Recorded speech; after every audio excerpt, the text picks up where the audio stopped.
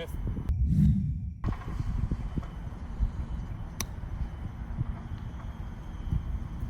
Okay, so that last one you hit was pretty good contact, but came in a little bit low, didn't it? No. And then just kind of ran straight through the green.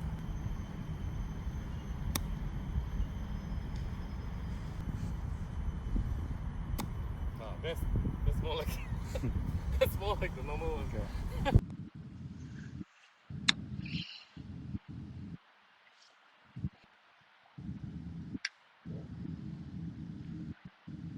The good news is I feel like you actually use your body pretty well.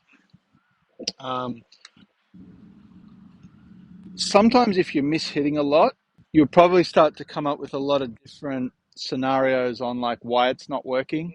I'm not using my body well, my club. I think that's fine. It can create a little bit of like doubt in your mind.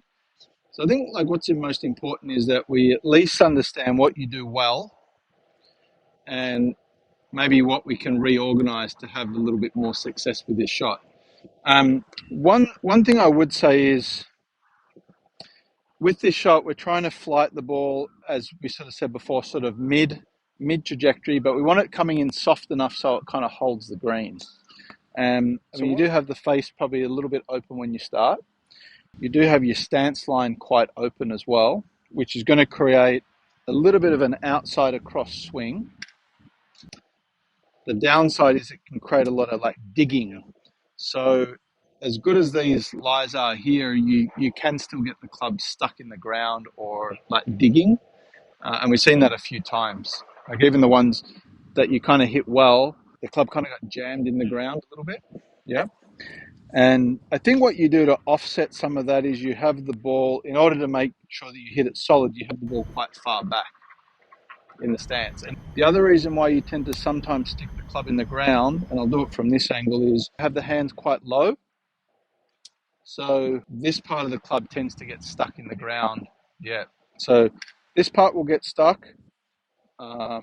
This part will get stuck, as in too much like shaft lean, because the ball's back. And because you bring the club outside and across, that can also get the club stuck. So you've almost got about 3 extra things that you're doing that you don't need to do that gets the club stuck. So we have in any shot like steep elements and shallow elements.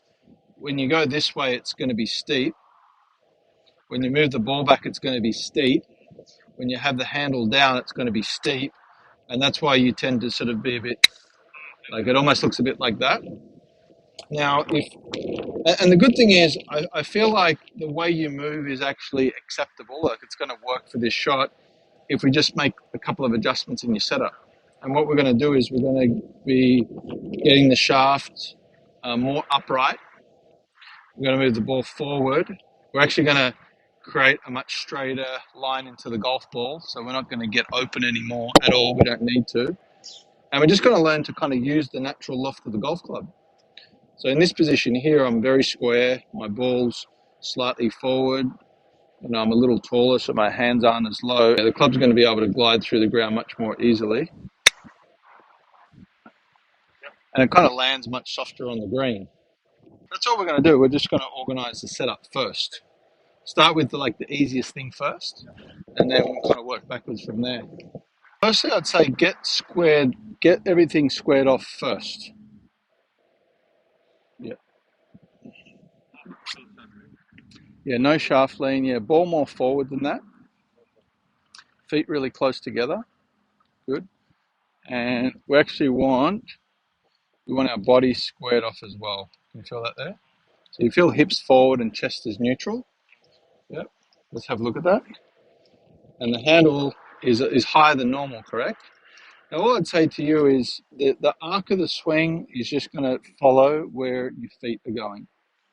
So if I had a little straight back and in, and I had forward and in, that's basically the swing shape. Yeah. Power comes from. Really a combination of how you load the club going back, which you do fine, like how your wrists bend to some extent and the elbow folds, and the rotation of the upper body, which is really just taking this position here and just turning it through to the target. Like the speed that you generate for the shot to me, it matches what you're trying to do. Okay. What doesn't match is the impact and the contact. That's right. So that's why you get all these kind of different mixed messages to your brain. I would say in the short term, don't focus on where's the speed coming from. Just focus on the setup and see what happens to the contact, and then we can kind of work backwards from there. Yeah, keep rotating the hips. So it feels like your hips are closed. Yours are way open. Yeah, keep going, keep going, keep going. All right. Feel the difference there? You feel like you're almost aiming to the right there compared to before. Yeah, there we go. Good.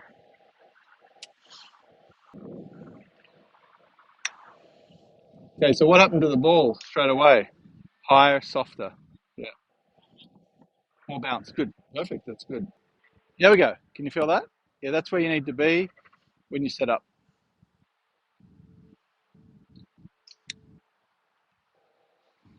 The thing is, it's important that for every shot we get the setup to me as neutral as possible, which is not going to feel neutral to you, to give yourself the best chance to swing the club, I'd say, on a straighter line and use the bounce before you start jumping into other reasons why you might have mishit it, if that makes sense. Yeah. Okay, good.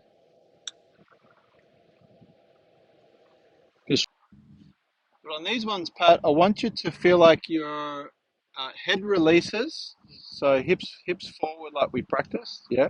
I want you to feel like your eyes are looking at the target before you reach impact. Does that make sense? Very good. Okay, good. Okay, good.